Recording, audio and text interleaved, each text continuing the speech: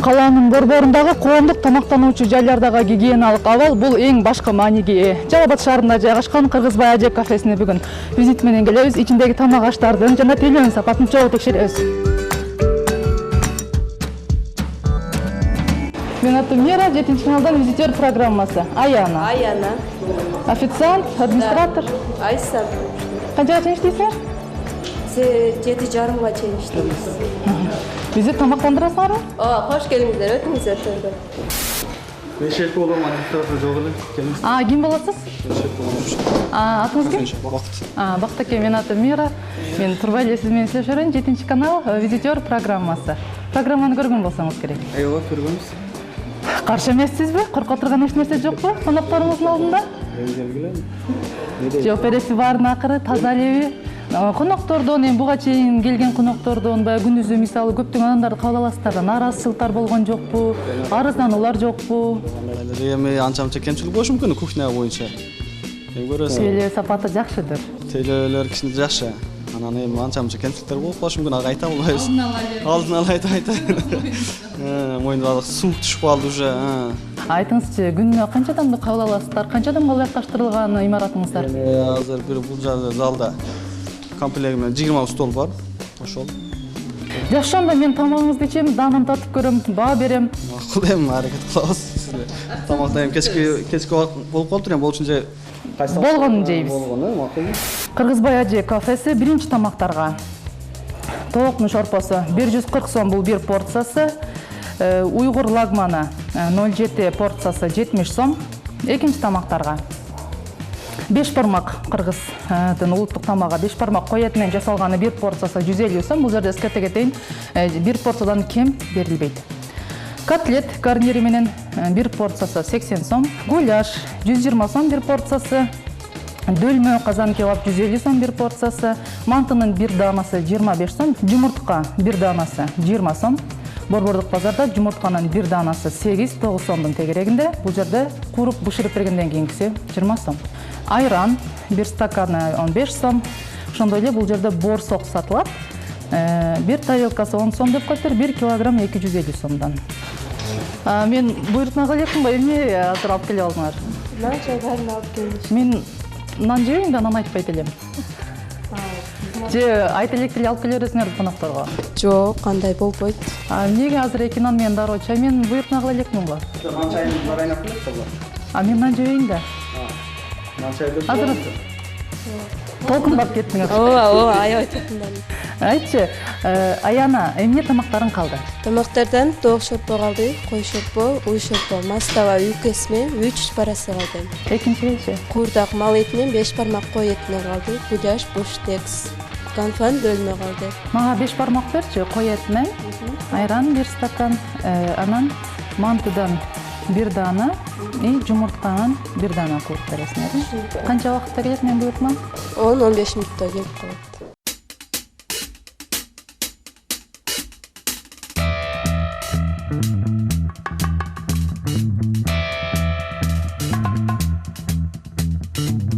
Саламатсыздарбы?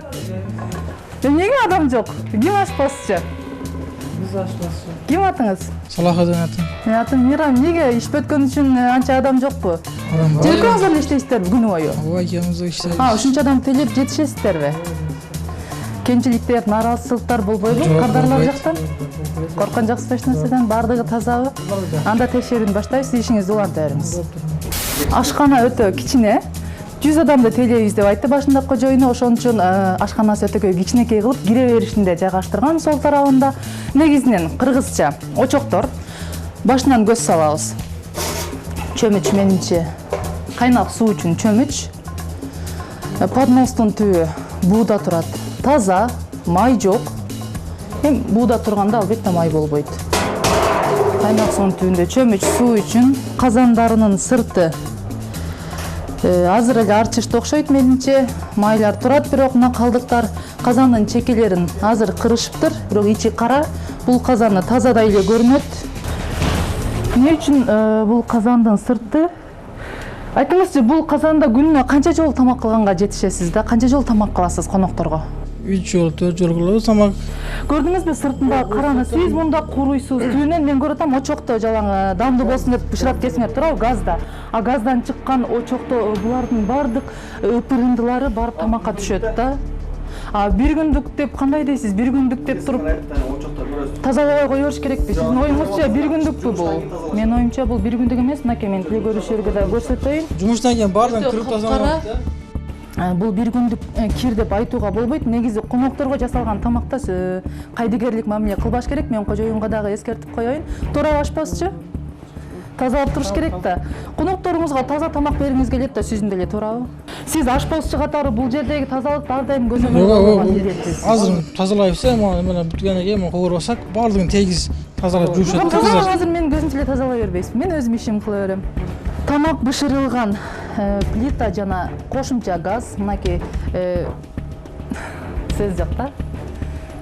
Кастрюльдүн сырты, ичинде шорпо турат, койдун шорпосу, бульон, чөмүчү менен, мына бардыгы үчөө тең чөмүчү менен алыңыз мында тарелкага.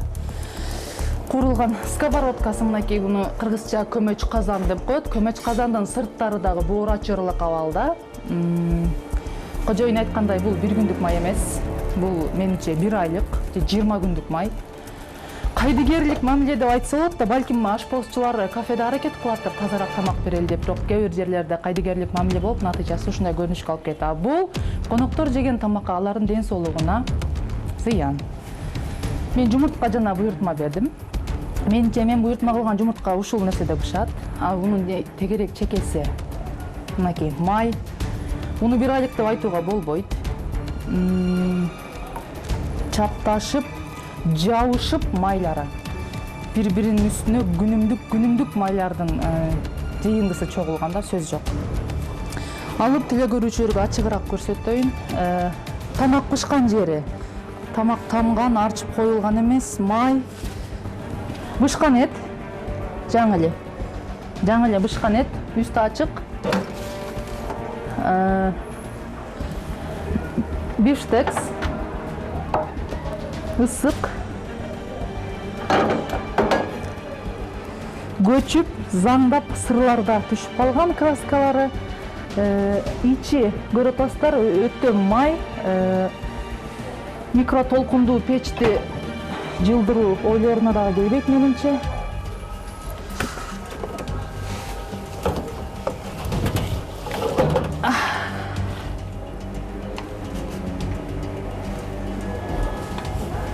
Кийинки печ. Ичинде кандайдыр тарелка жатат. Бош. Мунун ичи дагы түшүнүктүү болуп калды. Арчылбайт, түбүндө өзү мынакей түбү. Жаңы бышкан картошка, ачык бойдон турат. Блинчик, бул жерде сүт тамактар дагы эртең мененки тамактар берилет. Анын үчүн блинчик жана көргөнбүз аш тизмектен. Андагы блинчиктер турат, үстү жабылган, бирок ушундай болуш керек. Гречка турат, картошка, макарон, күрүч, бардыгын тең оозу ачык, оролгон эмес, муздаткычка да салынган эмес. Өтө кир. Эмне үчүн плиталарыңыз мындай? Плиталарыбызды кечинде жуабыз да, бардыгы печ газдарды, муну жоготуп кайнаганда ташып чыгат. Бардыгын үлгө кылабыз да, кыздар жок. Аз жуулдуруп туруп тазалайбыз да, бардыгын печкелердеги газдарды, микрофон бардыгын сөзсүз жуулат ар күнү. Иш түйгөндөн баарын жуабыз да, залдарды, баштарды жуабыз да. Май негизинен бир күндө 3 жолу алмаштырылыш керек. Эгер адам көп болсо, май тунук эмес, өтө ылайка. Үстү арчылган, бир аз таза, помидор жана сабиздин калдыктары, картошка жаңы, бүгүн бышкан. Мусор чыгындылары. Айтыңызчы, бул такта эмне үчүн? Эмне кесесиздер? Продукталарды торгайбыз. Эмне үчүн сүт азыгы кашык салынган абалда, мындай муздаткычта эмес, ачык жерде турат? Сүт азыгы тез бузулат го, билесизби? Билебиз. Капкактар жуулган, очокко колдонулчу капкак менимче карайып кеткен. Буну эфирден кийин сөзсүз жуулдуруп койсо керек. Кожоюну биз менен жүрөт. Манты казандарды, мантынын көрөт атасыздар, кандай майлар. Сөзсүз бул жердин бул жуулган идиштер экен, а жуулган идиштерди мынакей. Суусу кургай элек, бирок таза жуулган эмес. Музаткыч ашканада менимче бир эле музаткыч. Ооба, бир эле музаткычы бар, жалгыз. Аха. Бул жерде да иш көп. Чүчпара. Качан даярдалган? Эртемен даярлаганбыз. Эмне үчүн датасы жок? Сөзсүз ар бир тамакка дата коюш керек, маркировка болуш керек. Бул талап боюнча, туурабы? Сиздерде коомдук тамактануучу жай. Эт.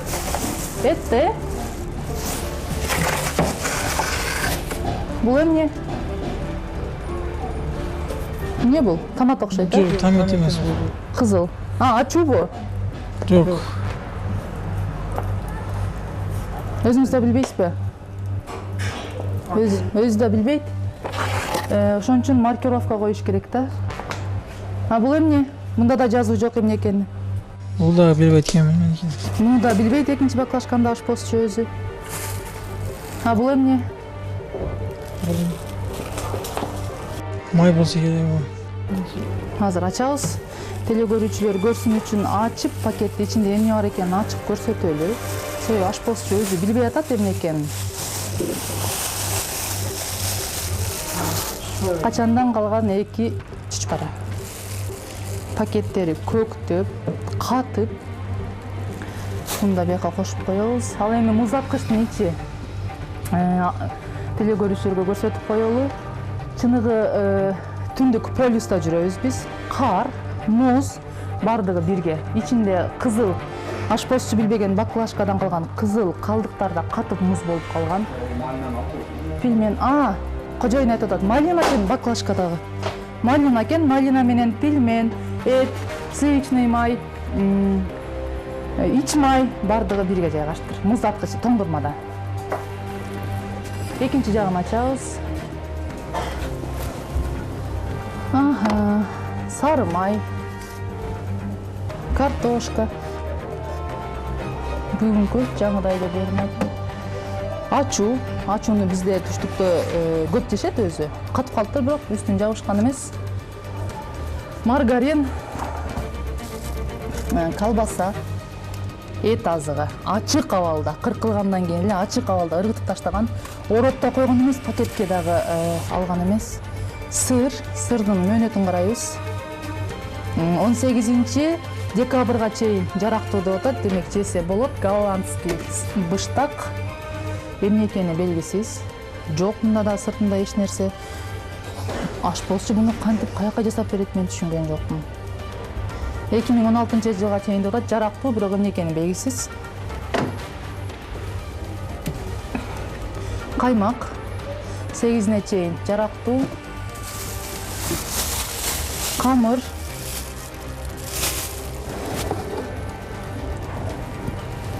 Менимче котлет жаңы эле бышкан, бирок оролгон эмес. Маркировка, дата жазылган эмес. Белгисиз качан, каерде, кандай шартта жасалганы. Албайм мен ошол бойдон калат. Музаткычтын ичине назар салыңыздар. Кир бул жерлери мынакей арчылган эмес. Ошон үчүн наракта болсо кандайдыр бир кызыл эттин суулары тамчылап таап калган. Мен пакеттерди кайра ошока коем. Кашыгы жок, майонез. Мөөнөтү өтүп кеткен. 24-сентябрь 2015-жылга чейин колдонуш керек экен. Бирок азыр сентябрь, октябрь, ноябрда жашап атабыз. Дээрлик 1,5 ай мөөнөтү өтүп кеткен майонезди колдонушуп атат. Мынакей ичинде колдонуп аткан абалда. Кашыгы менен дагы эле бул быштактын сынган идиштерде мынакей быштактар сакталып атат. Ошол быштактын калган калдыгы бул тарелкада турат. Эт азыктары мынакей сүт азыктарына кошуп коюшкан. Быштактын жанында колбасалар турат. Бул быштак өзү негизи пакетте экен эле. Пакеттен чыныга коюштур, чыныдан дагы кичине алып туруп тарелкага бөлүп коюштур. Каалагандай. Эч кандай норма сакталбайт бул жерде. Товарлардын жайгашуусу, товар коңшулугу бул жерде бузулган, чындыгында тазалык сакталган эмес. Кош көңүл мамиле муздаткычта. Калганын өзүңүздөр көрдүңүздөр. Мор негизинен таза, чекелер албетте тамак бышып, түтүндү жутуп алчу жерлери таза. Ички чуңкур жакка кеткен каналында албетте кара бар. Жок, кара адаштым, кара бар дейинсем таза экен. Мынакей жакшы келсеңиз. Мына мен көрүп атам, моруңуз таза экен да. Канча убакытта жууп турасыздар? Жумаздан жуабыз маш жерimiz. Экинчи кичинекей морду көрөбүз. Мору негизинен чекелери бүт кара ышка толгон. Менимче демдин терилери кайтып атат, желе турат, желени алыш элек, желенин түбүндө тамак даярдалып атат. Желени алганга убактылары жетпей калыптыр. Бул мордун абалы чындыгында доорачылык, ички каналдары өтө кир, кабаттап калган чаңдар, кирлер бардыгы жайгашып калган. Желенин түбүндө болсо тамак пишип атат. Күнүнө 3 маал тамак жасалат бул казанда. Ал бул казандан урматтуу теле көрүүчү, сиз өз акчаңызга келип тамак сатып алып жейсиз. Иш түгөгөндөн кийин баардыгы жерди тазалайбыз, эми уборканы кылабыз да. Тамак кичинекей закасыбыз бар, закасын берип алып, баардыгы жерди тазалап, сүпүрүп, арчып, кийин ишке өтөбүз да. Жумушумуз түгөгөн жок азыр кичине закасыбыз бар да, ошонго. Тазалыкты мындан кийин орнотосуздарбы? Орнотобуз. Сактайсыздарбы? Теле көрүүчүлөрдүн алдында сөз бересиздерби? Сөз беребиз. Бой туш кагаздары жабыштырылган дубалдарга кичинекей жыгачтан жасалгандардын дагы чаңын көрөбүз. Чаң жок, таза артышат.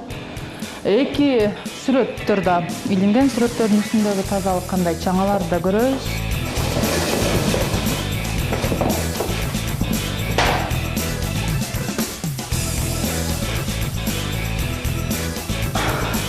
Үстүн артышпайт, назарда салышпайт. Ашкана таза, полдору чакан, типтүү.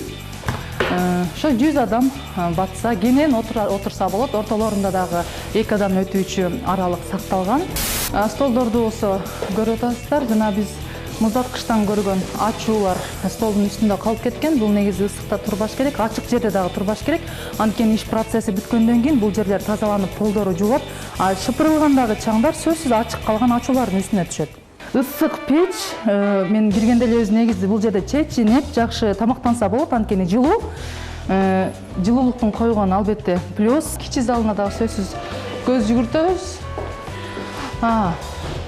Кошумча кабиналар бар, өзүнчө отуруп сүйлөшүп чай ичкиси келгендерге. Отургучтары өз кызматын өтөп болгон отургучтар, сөзсүз жаңыланууга мажбур отургучтары, кожоюн көрүп турат. Картинкасын да көрөбүз.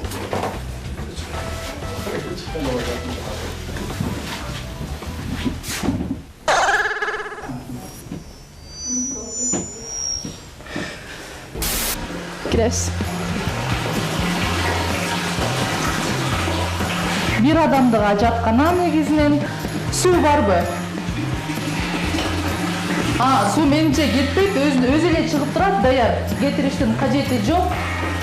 Айнек ачык болгон үчүн жагымсыз жок. Мен кагаз көргөн жокмун. Менимче даараткана кагаздардын ордуна ашканага берүүчү салфеткалар бул жерде колдонулат.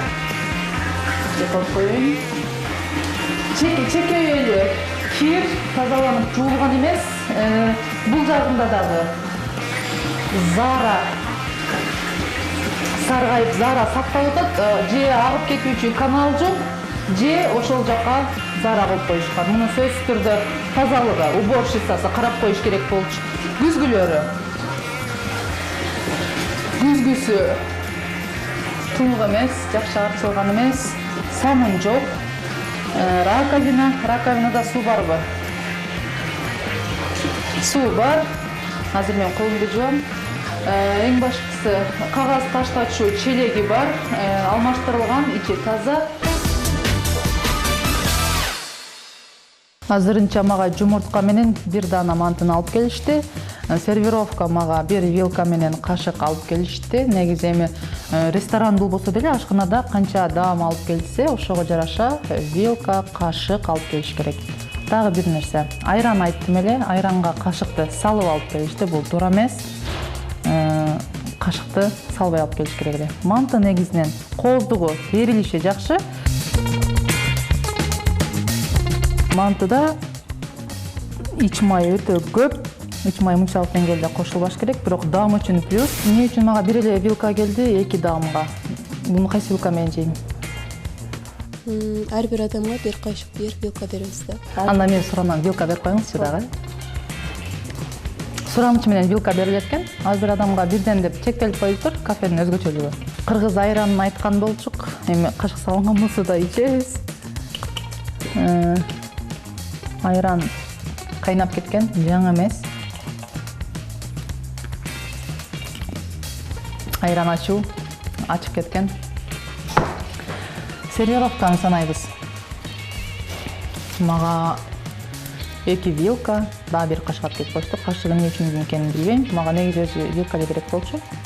Негизи жумуртканы бергенде конок өз татымына жараша туз үстүнө сеип алыш керек. Буларды туздадыбы, туздабадыбы аз көрөбүз.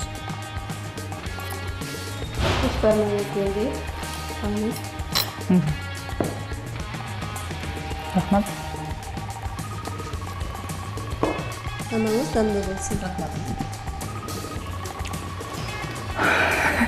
Алдымда тамактар өтө толуу. Жумуртканын даамын жедим. Жумурткада чындыгында туз жок. Туздашкан эмес, бул туура. Беш бармакта кичинекей жилик салышкан, сууга бышкан, биз жанагы сакталып турганын көргөнбүз, жаңы бышканын. Андан сырткары этти майда туурап үстүнө, камырдын үстүнө койгон. Пияздын көк бөлүктөрүн туурашкан жана пияздын өзүнүн башын туурашкан. Ошондой эле үстүнө кара мурчту бир аз көбүрөөк себишкен. Негизи мурчту деле сеппей койсо болмок, анткени балким конок мурчту жаман көрөт. Же мурчтан аллергиясы бар. Бирок мага себишкен, ошентип аз даамын көрөбүз. Камырлар жука, бышышы. Мен даамын көрөбүз. Сок.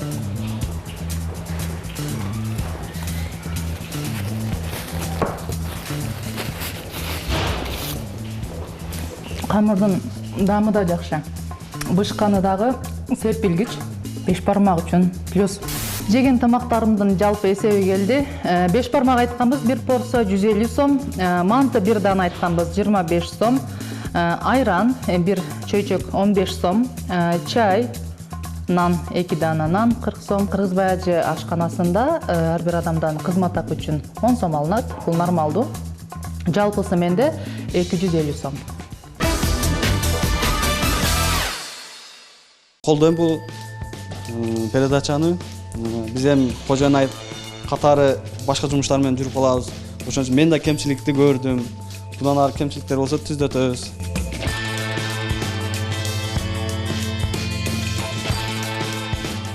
Кыргызбай ажы кафесине болгон текшерүүбүз аягына чыкты. Башынан токтолобуз. Экстерьер Кыргызбай ажы кафеси Жалал Абад шаардык борборунун жанындагы Чехова 3 көчөсүндө жайгашкан. Интерьер ичи типтүү, тыккан жана кичинекей. Тейлөө. Мында бизди ашкананын кожоюну өзү тосуп алды, албетте жылмайыңкы жүз менен. Андан сырткары официанттардын тейлөөсү дагы жылмайуу жүз менен болду. Тейлөөгө мен плюс койдум. Тазалыгы ашканада товар коңшулугу сакталган эмес. Эт азыктары менен сүт азыктары биргеликте аралашып сакталган. Азыктарга бир да маркировка же дата коюлган эмес. Мындагы өзгөчөлүк. Коноктордун сурамуусу менен сервировканы, башкача айтканда, же вилканы, же кошумча кашыкты сурамыштын негизинде алып келип беришет. Жалпы жыйынтык. Жогоруда көрсөтүлгөн санмазелдеги кирди, ашканадагы товарлардын коңшулугун жана башаламандыкты эске алып визитер программасы Жалал Абад шаарынын борборунда жайгашкан Кыргызбай ажы кафесин телекөрүүчүлөргө сунуш кылбайт.